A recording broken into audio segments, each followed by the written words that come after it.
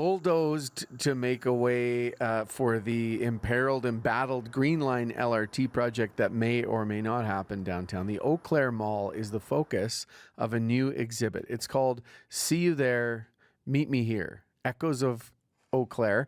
It's curated at the New Gallery by Jessica Szeto, and she's with us here in studio. Good morning, Jessica. Good morning. Thank you so much for having me. Yeah, thanks for doing this. So, what is involved in this exhibit that tells this, echoes of Eau Claire?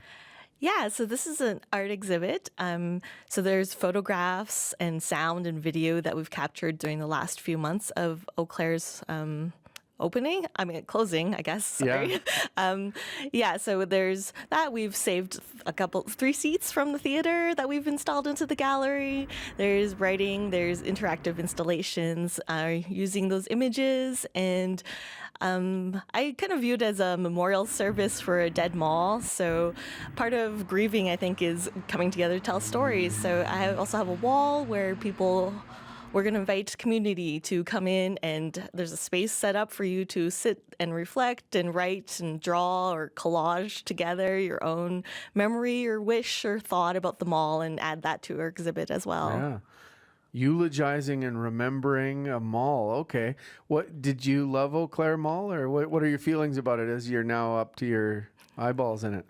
Yeah, as someone who was born and raised in Calgary, the 30-year lifespan of the mall, interacted with so much of my life, through all my stages of growing up, as a child in the heyday of the 90s and, the mall hangout culture of my teens. Oh, yeah. And then, as an adult, going to the film festival and, having that mall was just such an important part of, I think, my identity as a Calgarian, even though maybe it's not as acknowledged as a beautiful part. I think that was an important part of our history. It was at the end. The sun essentially had set on Eau Claire Mall.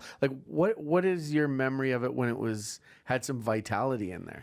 Yeah, as a kid, when it first opened, it was just full of buskers, magicians. I remember getting balloon animals, and there was a fishmonger, cheese places I remember eating at. It was just packed in its early days.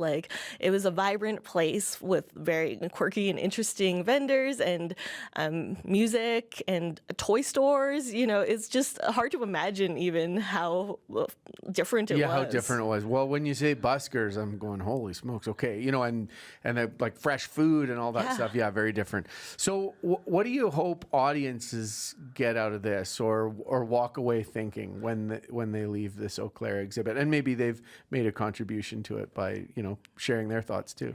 Yeah, I think so much of getting older is cataloging a lot of things that don't exist anymore, places or ideas or people, unfortunately. So I think this mall, I like having this show at the 1 year anniversary of its closing, thinking back to what has we've gained or lost through this, it was, a little bit optimistic when we're okay, we're going to build a green line. And then again, that's another uncertainty. Yeah. How do you think about that? The fact that, the reason the mall wasn't exactly banging, but the reason it was really ended was to make way for this imperiled piece of infrastructure that may or may not come to fruition. I mean, I feel horribly about it.